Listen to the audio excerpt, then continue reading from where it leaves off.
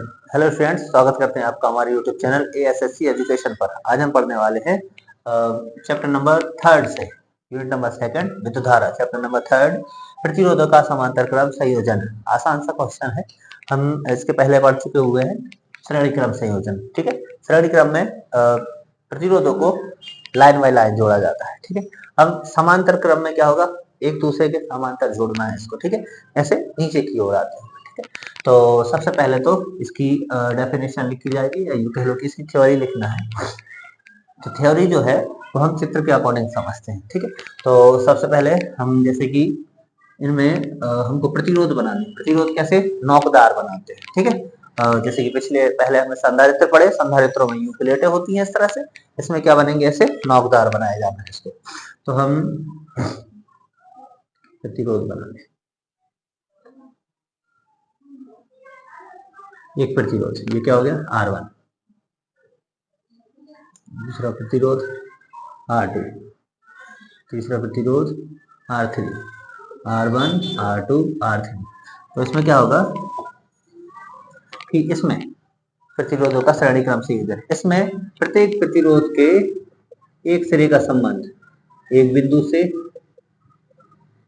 एवं दूसरे सिरे का संबंध एक बिंदु से या दूसरे बिंदु से कर दिया जाता है।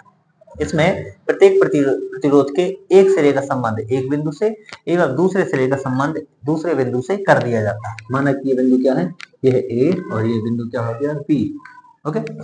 अब अंत में इन दोनों बिंदुओं को एक बैटरी से या यूं कह लें कि एक सेल से जोड़ दिया जाता है। यहाँ पर ये लग जाती है कुंजी और इसको ऐसे बढ़ाकर आगे हम जोड़ देते हैं, ठीक है। तो थ्योरी क्या होगी कि इसमें प्रत्येक प्रतिरोध के एक सिरे को एक बिंदु से एवं दूसरे सिरे को दूसरे बिंदु से जोड़ दिया जाता है। अंत में दोनों बिंदुओं का संबंध एक बैटरी से कर दिया जाता है, या फिर बैटरी या फिर एक सेल से कर दिया जाता है।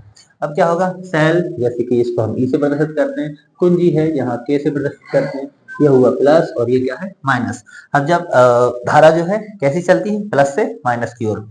तो इस बैटरी से जब धारा प्रवाहित होगी तो धारा धारा इस तरफ चलेगी ऐसे, ठीक है। धारा क्या होगी आई।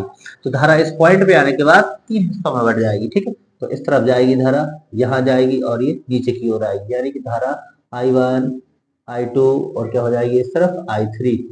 धारा हो जाएगी I1 I2 I3, ठीक है। और प्रतिरोध क्या है R1 R2 R3, ठीक। ऐसे ही सिमिलरली धारा इस तरफ से निकलेगी तो धारा यहाँ यहाँ यहाँ और यहाँ से ऐसी उतरती हुई कुंजी से होती हुई आएगी डायरेक्ट माइनस पॉइंट पर, ठीक है। तो बैटरी में प्लस और माइनस, ठीक है, टर्मिनल से यहाँ से धारा प्लस से माइनस की ओर चलती है। तो श्रेणी क्रम संयोजन में थ्योरी में क्या लिखना है, इसमें इसमें प्रत्येक प्रतिरोध की पहले सिरे का संबंध एक बिंदु से एवं दूसरे सिरे का संबंध दूसरे बिंदु से कर दिया जाता है। अंत में दोनों बिंदुओं को एक सेल से जोड़ दिया जाता है, ठीक है। अब इसके बाद व्यंजक हेडिंग डालेंगे हम। व्यंजक के बाद माना कि तीन प्रतिरोध R1 R2 R3 हैं जिन्हें समांतर क्रम में जोड़ा गया है, या सीधा कह सकते हैं माना कि तीन प्रतिरोध R1 R2 R3 को समांतर क्रम में जोड़ा गया है, जिनमें प्रवाहित धारा I1 I2 एवं I3 है, एवं इनमें क्या है विभवांतर क्या है भी है। अब हमें पता है प्रतिरोधों में जब धारा प्रवाहित होगी तो प्रतिरोधों के सिरों के मध्य क्या उत्पन्न होता है, विभवांतर। तो हम यहाँ यहाँ और यहाँ तो लिखेंगे नहीं, तो कॉमन जो है विभवांतर सीधा यहीं पर लिख दिया जाएगा, यहाँ से लेकर यहाँ तक विभवांतर क्या होगा भी, एवं विभवांतर इनका कॉमन रहेगा जो कि क्या है भी है। प्रतिरोध R1 R2 R3 और धारा क्या होगी I1 I2 I3। तो अब हमें क्या ज्ञात करना होगा, यहाँ पर समीकरण जो हम निकालते हैं, हम यहाँ निकालेंगे कुल धारा। समीकरण क्या होगा, कुल धारा। कुल धारा क्या होगी I बराबर I1 plus I2 plus I3।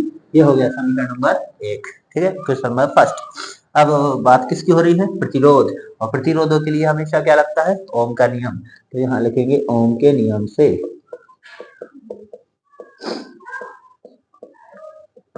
ओम के नियम से, ठीक है। ओम का नियम क्या है, V बराबर IR। अब हमें देखें जो भी इक्वेशन बना होता है वही हमें यहाँ के समीकरण से निकालना है। तो यहाँ इक्वेशन है I का, ठीक है। I बराबर I1 plus I2 plus I3। तो इस इक्वेशन V बराबर IR से भी हम किसका मान निकालें, I का। तो I और R को हम देखें तो क्या है गुणा में है, तो जो चीज गुणा में है, गुणा वाली चीज कहाँ जाती है, भाग में, तो आर यहाँ से आ जाएगा नीचे, तो v अपॉन आर बराबर क्या हो जाएगा, आई, यानी कि आई बराबर आया है, इसको हम यहाँ से लिख दे आई बराबर v अपॉन आर। तो अगर आई का मान है v अपॉन आर, तो आई वन का मान क्या हो जाएगा, v अपॉन आर वन, क्योंकि 1 2 3 तो आर ही हो सकते हैं, v तो कैसा है, कॉमन है। आई टू बराबर क्या हो जाएगा, v upon R two, I three बराबर v अपॉन आर थ्री, तो हम यहाँ लिखेंगे इसी प्रकार क्या होगा, आई वन बराबर v upon R one, I two बराबर v अपॉन आर टू। देखेंगे कहाँ से, इस वाले क्वेश्चन से, आई बराबर v अपॉन आर, तो क्या होगा, आई वन बराबर v upon R one, I two बराबर v अपॉन आर टू, और थ्री वाला क्या होगा बताएं, आई थ्री बराबर v अपॉन आर थ्री। इसके बाद हमें लिखना होगा समीकरण नंबर 1।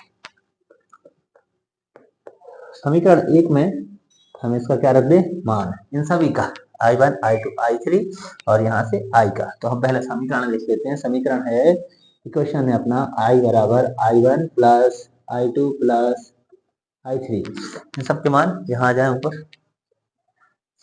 आई का मान रखें, आई बराबर क्या है, v अपॉन आर, तो v अपॉन आर बराबर, अब है आई वन का मान क्या है, v upon R one plus I two का मान देखें v upon R two, I three का मान देखें v upon R three plus v upon R three. तो देखें 1 2 3, ठीक, तो ऊपर से हम इनको क्या निकाल लें, v को निकाल लें कॉमन, तो हो जाएगा v अपॉन आर बराबर v कॉमन, तो जब यहाँ से v कॉमन आ गया है तो क्या बचा है, एक, 1 अपॉन आर वन प्लस यहाँ से भी v कॉमन आएगा तो 1 अपॉन आर टू प्लस ऊपर बचेगा 1 अपॉन आर थ्री, तो v से भी क्या हो गया, कैंसिल, बचा 1 अपॉन आर बराबर 1 upon R one plus 1 upon R two plus 1 upon R three. यही अभीष्ट व्यंजक है, क्या लिख सकते हैं, यही प्रतिरोधों का समांतर क्रम संयोजन है। Okay, thank you.